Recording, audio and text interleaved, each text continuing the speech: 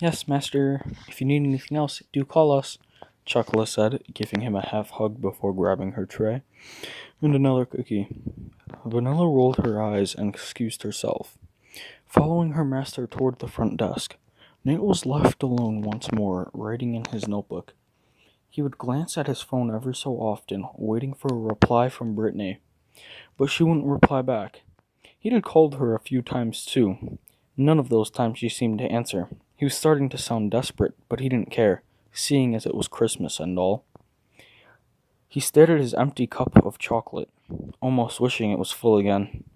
He looked at his notebook, seeing that he had filled a quarter of it with writing.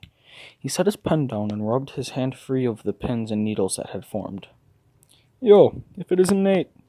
He looked up, seeing one of his friends from school. It was a young man with light brown hair. He had a boyish face, with a bit of acne, though it wasn't covered by his bangs. He was wearing a black winter coat with fox fur on the collar. He wore matching black pants and thick winter boots. He was holding a beanie in his hands along with a scarf. Nick, what's up? Nothing much, dude. I wasn't expecting to see you here. I'm actually waiting for someone. I decided to say hey to Cashew and the girls. What are you doing here? Waiting for Brittany. I wanted to give her a gift for the holiday. Who are you here for, if I might ask? Oh, um, you remember Maple? He asked. Maple? As in Maple Maned Dookie? He asked, earning a nod from his friend, and Nate chuckled, shaking his head. So you finally admitted that you like her, eh? Not a bad catch, he said with a smirk. Yeah, Sugar Ray asked me to take her somewhere, and we ended up talking about food. We went to this American-style place, and she loved it.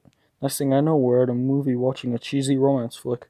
We've been on a date every Friday since, and today is no exception. She wanted to pop in and say hi to her sisters before we left for the movies. Oh, well damn. What movie you catching now? Krampus. I heard it was a good horror flick. I feel like it's something she'd love, even if she's a scaredy cat, no pun intended, he said, wiggling his brows. Nate chuckled, taking a bite out of a cookie. You hungry? I can order something. I didn't really get you anything for the holidays, so I can at least do that, he said.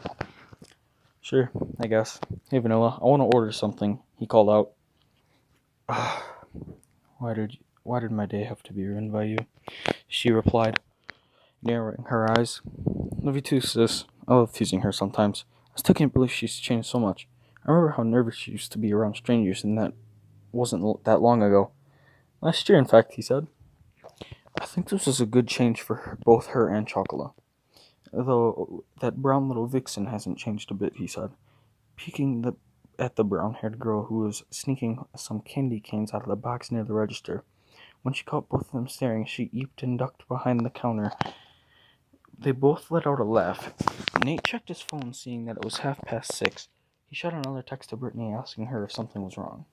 Man, where is she? It's been 2 hours, he said. Nick didn't say anything and just waited for Vanilla to come to his side. Alright, what'll it be, idiot? She asked. Let me get some apple fritters, a few gingerbread cookies, and some churros. You still have those, right? Yes, we still have those. We're having a special buy a dozen cookies and the hot chocolate comes out free, she said, writing everything down. Oh, well, I'm not paying. If not, I'd get it, he said with a sheepish smile. She sighed. Fine, I'll give you one for free, seeing as you and my sister are going steady. Just don't make kittens too soon, okay? She asked. Catgirls can't give birth to human babies, you know, Nick said. Yeah, but that doesn't mean you can't take a sample of your stuff and genetically make one. I'll be right back with your order, she said, finishing the order down. She walked off humming to herself. Definitely changed, they both said. Thanks for this, man. You didn't have to. No, you're a close friend, so it's no bother to me, he said firmly. Just then, they heard the door open to the cafe.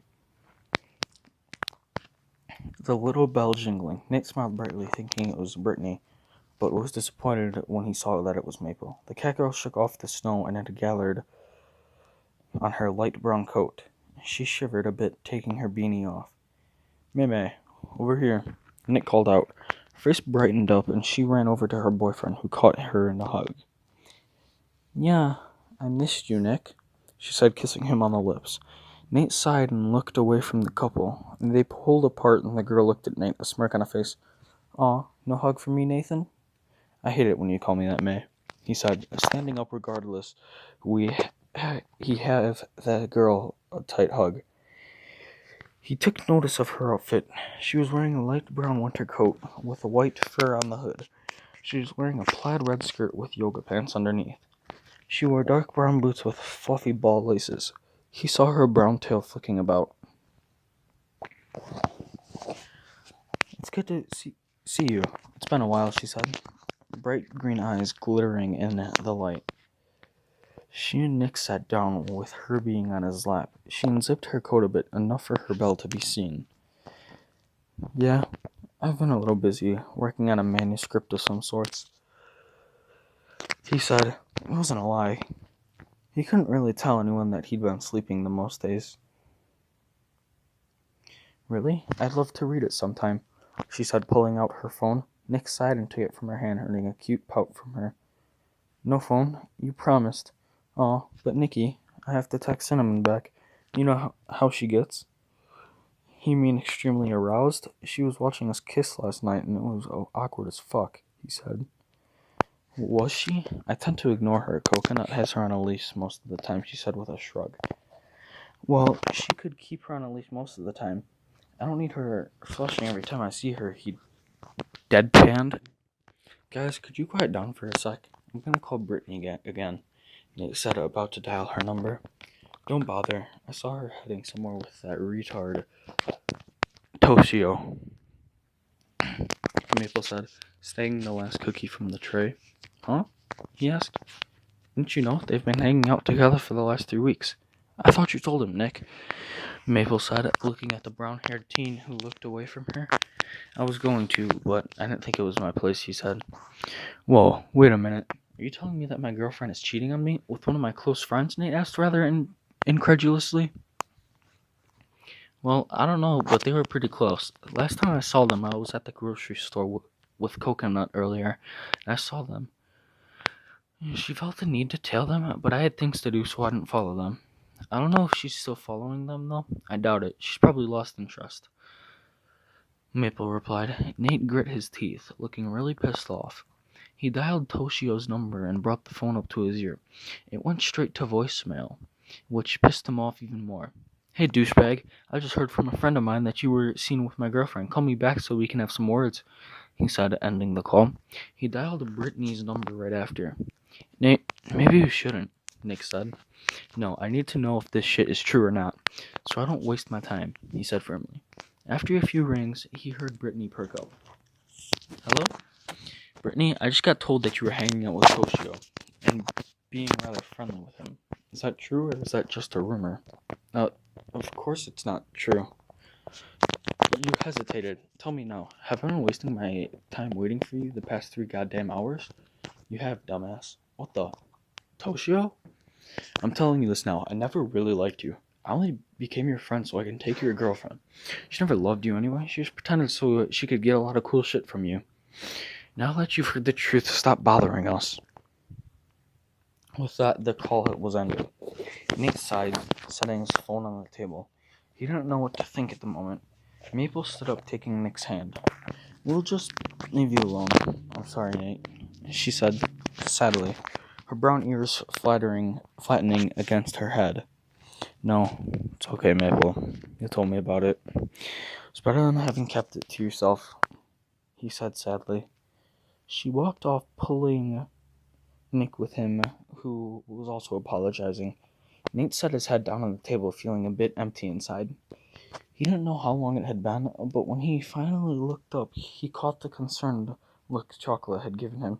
Apparently she had been sitting there for a while because she had brought him another cup of chocolate, which was half drank. His face was a bit pale, and his eyes were emotionless. He sighed and rubbed away at the visible tears. He didn't even realize that he was crying. I'm sorry, Nate, she said. It's okay. You did nothing wrong. he said, wiping his eyes with his shirt sleeve. He scratched his ears, earning a cute purr from her. He saw her tail flicking about. You tried cheering me up, even if I wasn't aware of it, so thank you. I actually have a gift for you. Here, he said, digging in his gift bag. He pulled out a small rectangular box, which was wrapped in red wrapping paper, which had little paw prints on it. There was also a bright blue ribbon tied to the top. He handed it to her, seeing her face light up.